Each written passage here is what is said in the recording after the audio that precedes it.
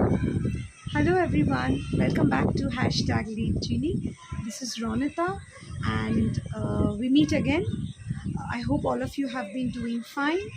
And before we start, I really would like to thank all of you for your love and your encouragement, all your lovely comments that you have been leaving at Lead Genie, which has made this journey so much more enjoyable and compelling for me. With every passing day, as I read a few more comments, as I come across a few more subscribers, as I come across a few more likes, I can't tell you how encouraged and determined it keeps me to keep going on with this venture. Anyways, today the discussion that I would like to have is actually a very seminal one. It's almost like quintessentially important when it comes to not just looking at Mahabharata, the text, as a Mahakabya, one of the most ancient literary genres that existed within the Indian literary tradition. But this discussion will also help us find a logical understanding for the famously known prefix or suffix that comes with the title of Mahabharata, which is the story of the war of justice, or the war that essentially was fought to re-establish justice. Dharma sansthapanarthaya sambhavami yuge yuge. That's what Shri Krishna tells to Arjuna in the Srimad Bhagavat, which is part of the Bhishma Parva of the Mahabharata, that every time justice will see degradation and it will need to be re-established, he will emerge and literally be responsible for re-establishment of justice and right and everything that's righteous and truthful, right? So today what we'll be discussing is the story behind the birth of the Kauravas and the Pandavas. Now, uh, Gandhari's, to start with, the story behind the birth of the Kauravas, Gandhari's pregnancy was a curious one. After the arch Kulavadhu, arch I say because still the the confusion, the debate around whether Dhritarashtra was the suited candidate or whether he was the rightful owner to the throne of the king of Hastinapura or not was still going on. And amidst that debate, what we come to know is that Gandhari is pregnant. And uh, however, the unusual quality of this pregnancy is that it the gestational period outlives the more conventional 9 months or 9.5 months or 10 months, whatever the predestined period is through which a child is supposed to go through gestation in its mother's womb and then be born. It was way more than that, and after a point of time, there was a rumor, sort of a rumor mill that started going around the palace that maybe Gandhari was not really pregnant. It was maybe a tumor or something else that was growing inside her womb.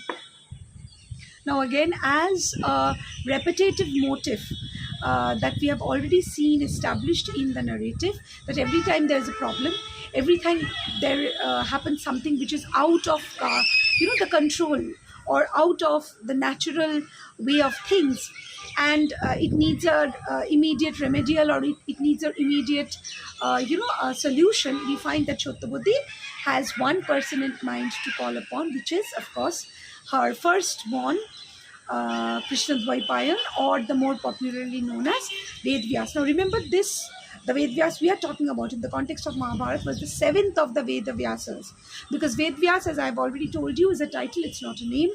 Anybody who is responsible for laying out the Vedas, for analyzing Vedas, for discussing the Vedas, is the one who carries out the Vyapti of the Vedas, and hence, or Vyapti of the Veda, and hence is a Vedavyas. So multiple others of the sort existed before Krishna Dvaipayan. He was one more in the long trajectory of Vedavyasas that existed in ancient India, right? So, okay, so again, Satyavati reckons upon Vedavyas, who comes and immediately takes charge of the situation. Now, when asked what exactly is the problem, he says that he can't immediately provide a solution. The physical situation has to be properly understood. But while all of this was going on, Gandhari, as an expecting mother and as a woman, and thereon a queen, essentially was reeling under the pressure of failed expectations. She was failing as a mother, she was failing as a wife, she was failing as a queen to perform her duties, her responsibilities to the throne. What kind of a woman is she if she cannot give birth to a child, and that too something has been growing inside her womb? So, in a fit of rage, what does she do? She starts banging hard against her full grown womb. She starts coaxing and crying and wailing and sort of cursing whatever is growing within her womb to leave her body, if it's not at all a human child and a human infant that needs to be born. And as a result, what happens is she does give birth. But what she gives birth to is a lump of flesh. However, when taken a closer look at, Vedvyas and Satyavati could feel that there was something human about it. It was made of flesh. They could actually see, arteries and veins and blood running through them across the thin layer of skin that this mass sort of had, and it had a heartbeat. So, as a solution to this unusual problem, which brought Satyavati to the end of her wits, Vedavyas decides and he performs an exceptional scientific experiment, which is unheard of in generations of texts to come after the Mahabharata. Possibly one of the most scientifically relevant, one of the most scientifically modern moments in the Mahakabha that allows us as modern readers to connect with the text, which is what? Which is the fact that what Vedavyas does is he takes up this lump of flesh, he cuts it down into 101 pieces and then hangs them up in little earthen pots submerged in solution of Ayurveda medicine with various kinds of roots and flowers and herbs, which would produce enough nutrients and minerals that these growing, parts of the, these growing, you could say, minuscules of infants would require. And then he hangs those earthen pots across a particular, secret room of the palace, and keeps hanging them there, informing Shuttabuti that at the right moment, after the right amount of time, when these pieces have grown enough and they have gestated enough in the amidst the nutrition of those herbs and that Ayurvedic solution, they'll be born. So this is where I'll put this story on hold. On the other hand, what's happening? We have already discussed how Pandu was actually married to two women, two princesses, Kunti and Madri, right? But as the curse already had, he was incapacitated to consummate either of the marriages, because if he tried to do according to the curse that he was enduring, he would die in the throes of passion. That was the curse upon his life. So, as a result of this, he denounces his claim to the throne.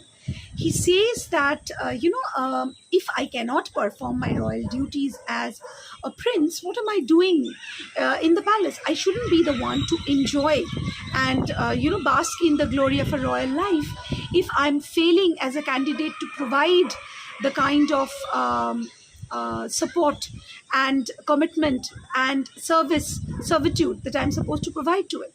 So he denounces the throne and he accepts a life of penance and solitude away in the woods. Both of his wives decide to accompany him as well, and they go off.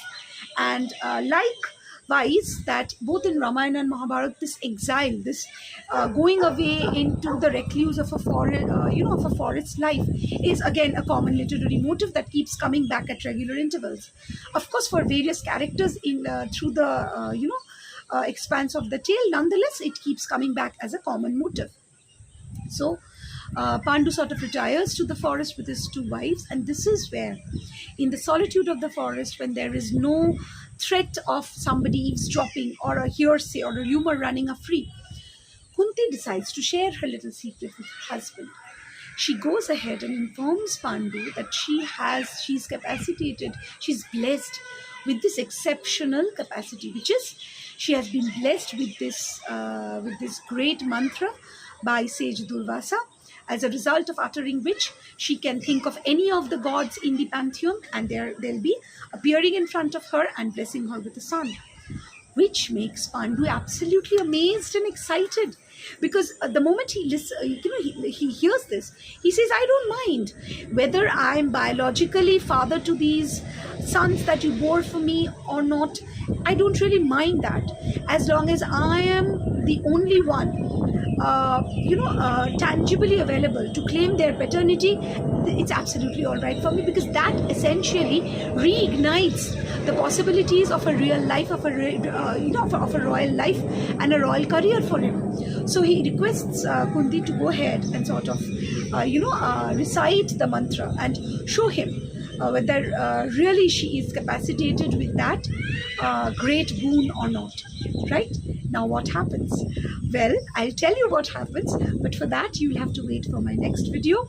I'll request all of you, if you like my videos, if you find them interesting, please share them, like them, leave your comments encouraging me, and subscribe to my channel, and I'll keep coming back to you with these nuggets of history, nuggets of stories from the pages of our shared ancient literary past. See you in my next video. Bye bye.